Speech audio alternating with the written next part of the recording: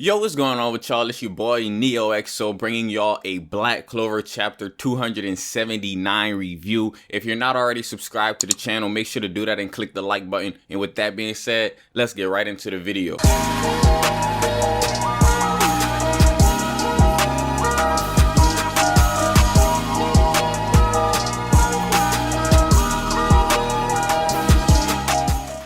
So this chapter starts off with the conclusion of the Mereoleona versus the Ancient Demon, and Mereoleona actually just burns this thing and absolutely defeats it. She actually looks unscathed, like she basically went into that fight and just basically messed over that demon, and it seems like the demon never even stood a chance. And now we got the rebellion looking on in amazement at how strong Mereoleona is, because you would think that the rebellion in their head, they would want to beat this thing together, but at the same time, they see Mereoleona basically defeated it all alone, all by herself. And that just goes to show you that Mereoleona could have really took out the rebellion by herself.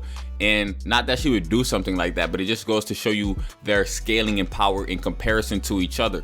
Then after we get that, we see the rebellion meeting up with each other, and they're talking a little bit about the circumstances that they're faced with. We see Sally, Ralph, and Radish, you know, the gang. We see Seke in the back too. Seke don't get that much time in here, but I gotta mention Seke because Seke got a lot of fans. Shout out Seke. I know y'all gonna talk about him in the comments. And basically, they get the information and they talk about Noct and how Noct gave them, you know, a plan and stuff like that and kind of helped them out.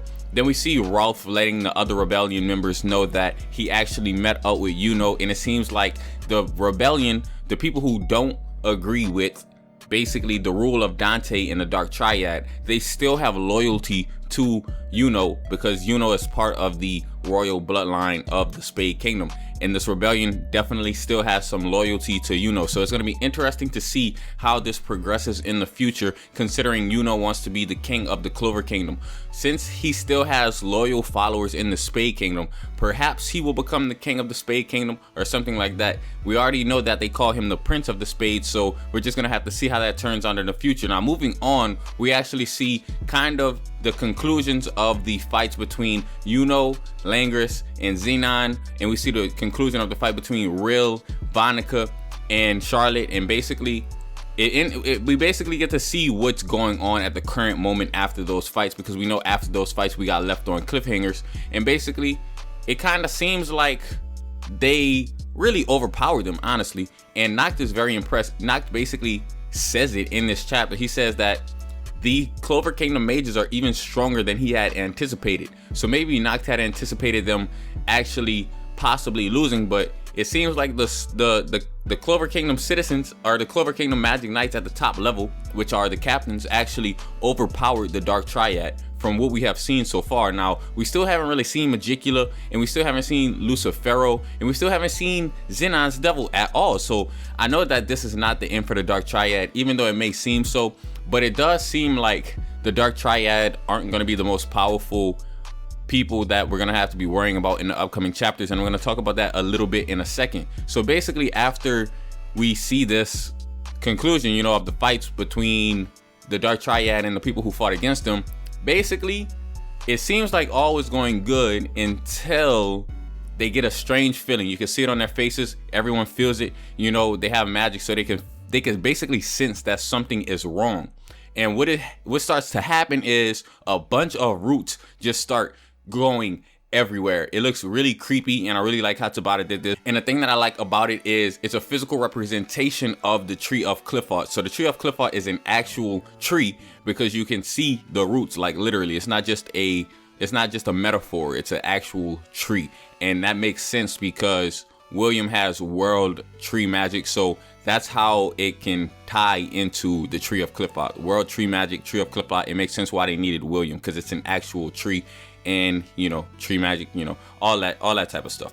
So basically what ends up happening with Noct, because Noct, honestly, at the end of the day, Noct not even a captain, but I don't care what nobody say, Noct is leading this mission. Noct is the leader of this mission, and he's a vice captain, straight like that. And he's on captain level. I don't care what nobody's saying. Basically, he goes into union mode with Phyllis, or Felis, whatever you want to call it. That basically, I know that word is probably like the root word of cat or something. That's basically what I know of vocabulary. Phyllis, you know, feline, stuff like that. So basically he uses his cat form Union mode, and that's another new farm that we got from now. We getting a new farm every chapter. Let's go to Bada. I like them new farms. Basically, he uses this farm and it gives him some more abilities. You know, every time he uses one of his other devil's power, they have different unique abilities. So basically, he uses his shadow magic in this Union form, and he uses it to spread out shadows across the battlefield. And basically, when he does this, he can see a bunch of areas. All right, so he can basically see what's going on. He basically has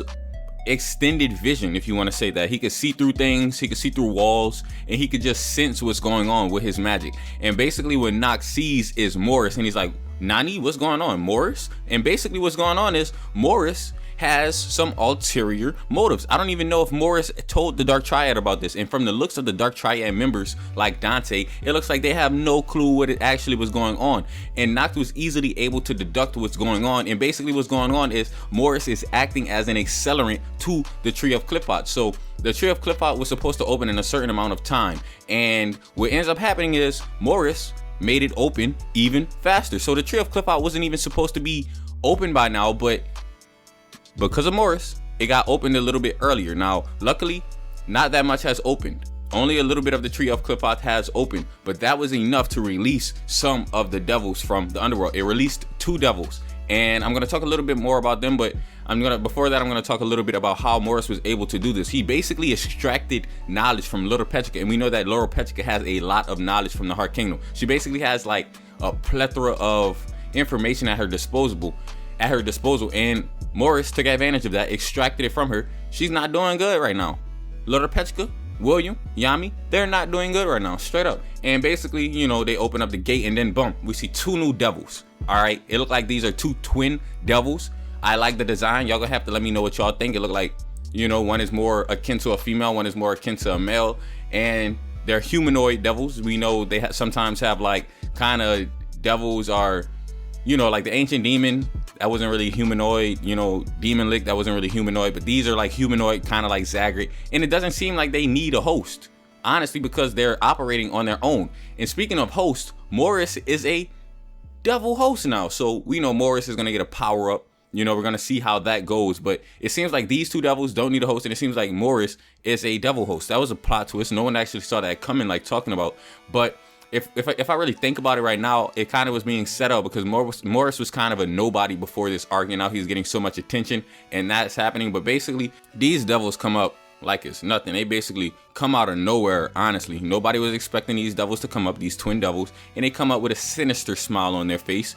Basically, they immediately attack. They hit my boy Jack, you know, it is what it is, but they miss my boy Nox because Nox has, since he's in that feline form, he basically has extended agility, and he was able to get out of the way of that attack. That was a very powerful attack. It sent Jack flying. They didn't hit Dante, so it seems like they're going to be working along with Dante, and it seems like they know who the enemies are, but they definitely seem stronger than Dante in a way that I can tell, because if you look at the expression on Dante's face, he's like, what is going on? And we don't really see Dante make that facial expression unless he's like really surprised. So basically what happens is at the end of the chapter, we're left off with a cliffhanger, and this does not look good for the Clover Kingdom.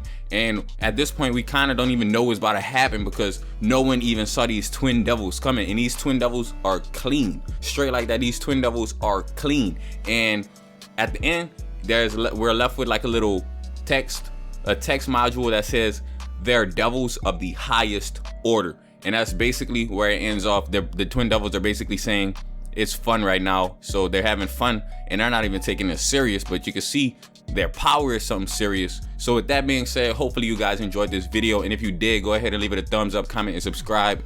As always, it's been your boy NeohXO, and I'm out.